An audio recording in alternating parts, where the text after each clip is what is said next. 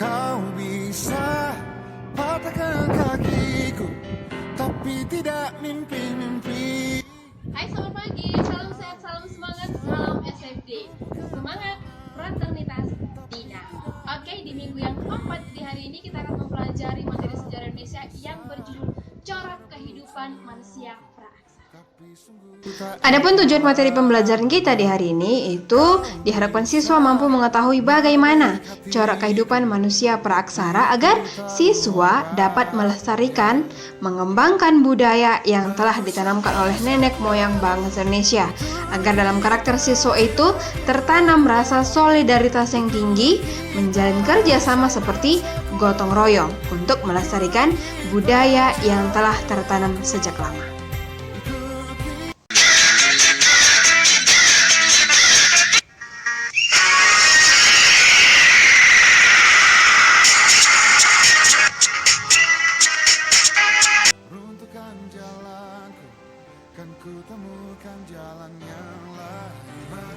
Masa praaksara adalah masa di mana manusia purba belum mengenal tulisan. Pada masa ini, kita tidak dapat mengetahui sejarah ataupun kebudayaan manusia melalui tulisan. Satu-satunya sumber untuk mengetahui kehidupan manusia purba hanya melalui peninggalan-peninggalan mereka. Itu berupa fosil, alat-alat kehidupan pada saat itu. Nah, kali ini kita akan membahas mengenai corak kehidupan masyarakat praaksara.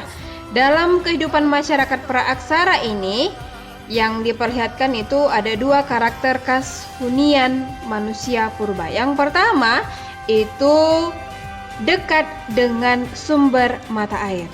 Nah, sebenarnya sumber mata air ini itu merupakan kebutuhan pokok bagi manusia. Air juga diperlukan oleh tumbuhan maupun binatang.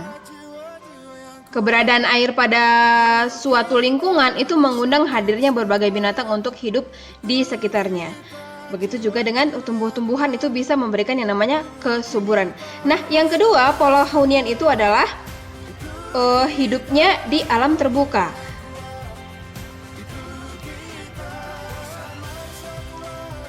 Karena pada saat itu manusia di zaman itu belum ada yang namanya mall, belum ada yang namanya gedung-gedung besar, yang ada hanya alam terbuka. Jadi pada saat itu manusia purba itu tinggalnya di alam-alam terbuka dan mereka membuatkan tempat berteduh di situ. Nah, yang kedua itu berburu dan meramu makanan. Nah, masa berburu dan mengumpulkan makanan. Pada masa ini, mereka berpindah-pindah mencari daerah yang dapat memenuhi kebutuhan hidupnya. Ketergantungan hidup pada alam merupakan pokok kehidupan manusia pada zaman purba. Nah, mereka itu berburu hewan liar dan mengumpulkan bahan makanan dari tumbuh-tumbuhan. Jadi pola ini disebut sebagai food gathering.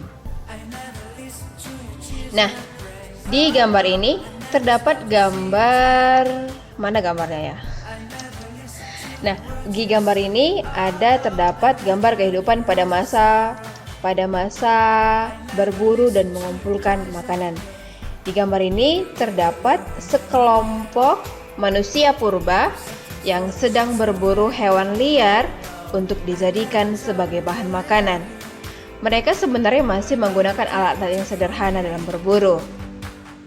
Kemudian ada gambar alat-alat yang digunakan pada masa berburu dan mengumpulkan makanan. Yang pertama ada kapak perimbas dan yang kedua ada alat serpis. Nah, kapak perimbas ini digunakan sebagai alat berburu. Kamu bisa lihat gambarnya, kapak perimbas ini bentuknya masih terlihat kasar.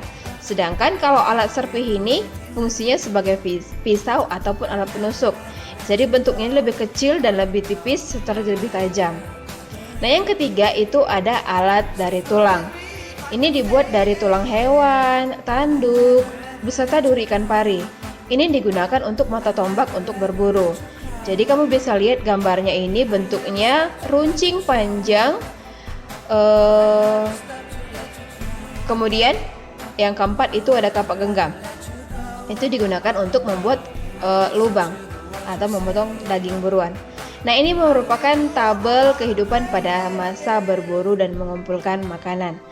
Di tabel ini ada dituliskan zaman Paleolitikum dan zaman Mesolitikum. Jadi pada masa berburu dan mengumpulkan makanan ini, itu ada dua tadi jenis zamannya, Paleolitikum dan Mesolitikum. Jadi di zaman ini ada hasil-hasil kebudayaan, ada cara hidup dan kemampuan membuat alat, serta jenis manusia pendukungnya. Jadi kamu bisa simak di Paleolitikum ini ada dua jenis kebudayaan. Yang pertama ada budaya Pacitan dan yang kedua ada budaya Ngandong.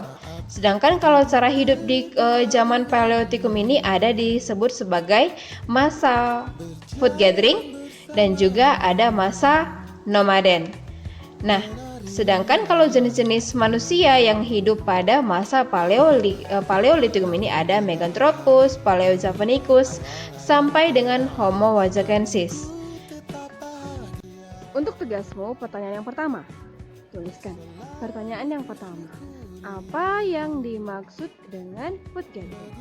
Apa yang dimaksud dengan food gathering? Itu pertanyaan yang pertama. Berikutnya itu adalah masa bercocok tanam. Nah, manusia purba Indonesia sudah memasuki masa bercocok tanam sekitar 4000 tahun sebelum Masehi. Itu terbukti dengan adanya penemuan gambar tanaman padi di Gua Ulu di Sulawesi Selatan.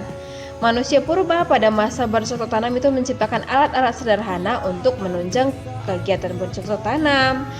Sedangkan untuk teknik pembuatannya lebih maju. Kenapa? Karena itu kapaknya sudah halus, diupam ataupun diasah, seperti kapak persegi ataupun beliung. Nah, ini ada gambar kehidupan masa bercocok tanam dan juga beternak, di mana pada gambar ini bisa kita lihat bahwa manusia purba sudah mulai mengenal tumbuh-tumbuhan, karena mereka sebenarnya sudah menanam tumbuh-tumbuhan. Kemudian tumbuh-tumbuhan itu dimanfaatkan untuk memenuhi kebutuhan hidupnya, karena mereka sudah tidak lagi berpindah, tetapi mereka sudah mulai semi menetap, atau mereka sudah menyadari bahwa kehidupan mereka yang berpindah-pindah nggak banyak loh memberikan keuntungan bagi mereka.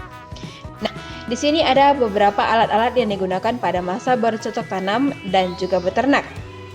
Yang pertama ada kapak persegi, yang kedua ada kapak lonjong, yang ketiga ada alat obsidian, dan yang keempat ada mata panah. Selanjutnya ada gerabah dan juga perhiasan. Ini gerabah ini berbentuk seperti kendi. Nah, tabel kehidupan pada masa bercocok tanam dan beternak itu ada di zaman Neolitikum. Hasil-hasil kebudayaan seperti kapak lonjong, kapak persegi, kapak bahu, tembikar, dan juga perhiasan. Sedangkan cara hidup kehidupannya itu ada seperti food producing, sudah mulai tinggal menetap dan bercocok tanam, beserta juga dengan mereka sudah mulai beternak. Nah, untuk pertanyaan yang kedua, apa saja perbedaan antara kehidupan di masa berburu dengan kehidupan di masa bercocok tanam? Pertanyaan kedua, apa saja perbedaan di masa kehidupan berburu dengan di masa kehidupan bercocok tanam? Masing-masing perbedaan itu ada 5 perbedaan kehidupan di masa bercocok tanam dengan masa kehidupan berburu. Berikutnya adalah kepercayaan. Kepercayaan itu kalau di sekolah sebagai manusia mungkin beragama, tentu kamu sering mendengarkan ceramah dari guru maupun tokoh agama. Karena dalam ceramah-ceramah tersebut sering dikatakan bahwa hidup hanya sebentar. Nah, banyak pantangan-pantangan yang dikatakan oleh orang tua kita. Misalnya, tidak boleh berbicara sembarangan, tidak boleh menamai orang tua, dan masih banyak hal-hal yang tidak boleh. Karena dalam ajaran agama kita itu mempunyai sistem kepercayaan yang dianut masyarakat peraksara. Di antaranya itu ada animisme, dinamisme, tetonisme, dan samanisme. Apa itu animisme? Apa dinamisme, tetonisme, dan samanisme? Animisme merupakan kepercayaan kekuatan roh nenek moyang. Sedangkan kalau beda-beda tertentu yang memiliki kekuatan gaib ataupun magis. Tapi kalau Teutonisme itu mempercayai hewan-hewan tertentu yang dianggap sadang, sedangkan Shamanisme itu mempercayai kekuatan magis sihir. Nah, keempat kepercayaan tersebut sebagai zaman Megalovania. Nah, ini merupakan salah satu kebudayaan ataupun hasil budaya dari zaman batu besar ini. Yang pertama ada yang dinamakan dengan menhir. Nah, menhir ini mempunyai ciri-ciri tiang ataupun tugu batu yang berfungsi sebagai prasasti dan melambangkan kehormatan arwah nenek moyang. Itu dia dinamakan sebagai menhir. Sedangkan untuk peninggalan yang kedua itu ada dinamakan sebagai dolmen. Dolmen ini merupakan meja batu yang digunakan untuk meletakkan sesajen. Nah, yang ketiga itu adalah peti kubur batu ataupun batu besar berbentuk persegi panjang. Ini batu besar ini berfungsi sebagai peti jenazah. Ya. Nah, sedangkan yang berikutnya itu adalah sarkofagus. Sarkofagus itu merupakan batu besar berbentuk mangkuk, ya, bukan mangkuk Indomie, tetapi itu kamu bisa lihat itu ada bentuk mangkuk, ada cekungan di dalam. Itu memiliki dua keping yang ditangkupkan menjadi satu. Jadi itu berfungsi sebagai peti jenazah. Nah, yang berikutnya itu ada dinamakan sebagai waruga. Waruga itu merupakan peti kubur batu yang berukuran kecil. Bentuknya seperti bentuk kubus, tapi itu memiliki tutup lempeng batu yang lebar. Nah, yang terakhir itu ada punden berundak-undak.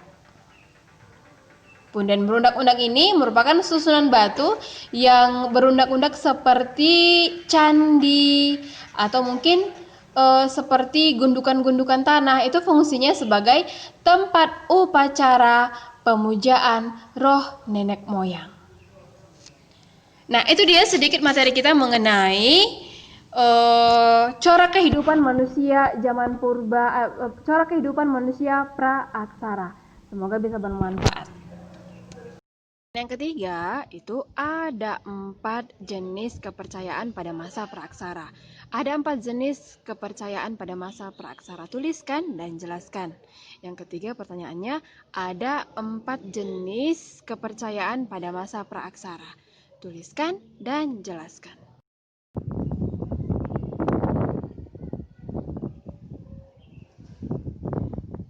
Nah, itu dia materi kita di hari ini. Saya harapkan anak sekalian dapat mengambil manfaatnya dari materi kita hari ini. Jangan lupa kerjakan tugasnya dan dikumpulkan di classroom kita. Salam SFD, semangat, fraternitas Dina.